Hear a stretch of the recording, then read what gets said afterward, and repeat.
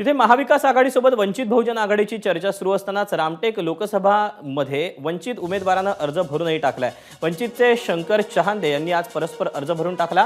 प्रकाश आंबेडकर यांनी स्वतः आपल्याला एबी फॉर्म दिला असा दावा चहांदे यांनी केला। आघाडी झाली तर रामटेक ही जागा वंचितलाच मिळेल असाही दावा चहांदे यांनी केला।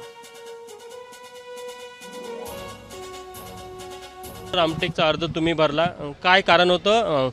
प्रकाश आंबेडकरांनी तशा प्रकारचे निर्देश दिले होते का तुम्हाला?